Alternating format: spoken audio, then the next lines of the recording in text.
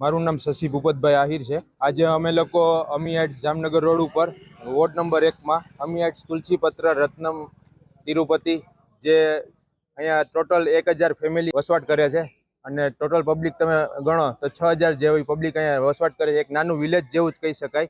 જે રોડ રસ્તાનો પ્રશ્ન લઈ વારંવાર રજૂઆત કરતા હોય અને છેલ્લા 7 વર્ષથી બાંધકામ શાખાથી લઈ અને કોર્પોરેટર શ્રીઓ અને માનનીય મેયરશ્રીઓને અને બધાને અરજીઓ આપેલો હોય છતાં પણ રસ્તાઓનો પ્રશ્ન નથી સોલ્વ થતો, નથી ગટરના પ્રશ્ન સોલ્વ થતા કે નથી સ્ટ્રીટ લાઇટના પ્રશ્ન સોલ્વ થતા।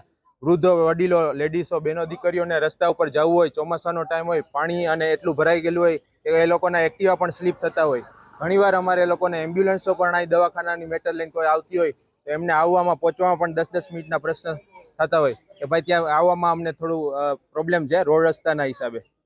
તો રોડ રસ્તાના અમારી માંગ છે। ઘણા સમયથી આ સવાલ અમે લોકોએ અરજી આપેલ છતાં સોલ્વ થતો નથી। આગામી સમયમાં અમે કોર્પોરેટરની ચૂંટણીઓ આવે ત્યારે અમારો બહિષ્કાર રહેશે કે અમે કોઈ પણ જાતનું મતદાન કરવા માંગતા નથી।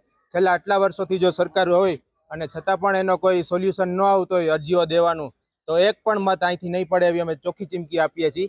અને અમારો કદાચ ક્ષત્રિય સમાજથી માંડી અને બધા વર્ણના અહીંયા રહેતા હોય 18 વર્ણની એક જ અપીલ છે કે જો હવે મતદાન કરવામાં કોઈ પણ જશે તો રોડ રસ્તાનો પ્રશ્ન સોલ્વ નહીં થાય, તો એક પણ મતદાન નહીં થાય અને આનાથી પણ ઉગ્ર આંદોલન અમે જામનગર રોડ પણ બંધ કરી શકીએ છીએ। તો અમારી એક અપીલ છે, અરજી છે તમને કે જો આપ લોકો પ્રેમથી અમારી અરજીનો સ્વીકાર કરી અને અમારો જલ્દી સોલ્યુશન લાવો રોડ રસ્તાનું કામ પૂર્ણ કરવા બાબત અમે આપને એક નમ્ર અપીલ કરીએ છીએ। ઇન્દુબેન ગોસ્વામી છે, હું તિરુપતિ હાઇટ્સમાં રહું છું।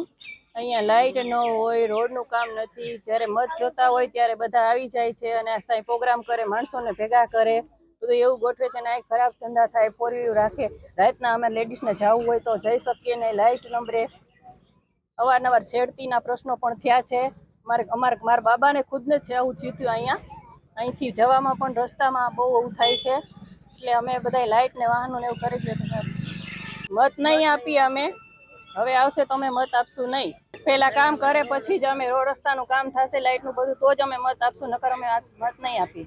લાઇટ છે જ નહીં, અમે અંધારામાં રહી છે, અત્યારે જવા આવવામાં અમારે એટલો બધો પ્રોબ્લેમ થાય છે કે લેડીઝ તો નીકળી જ ન શકે એમ।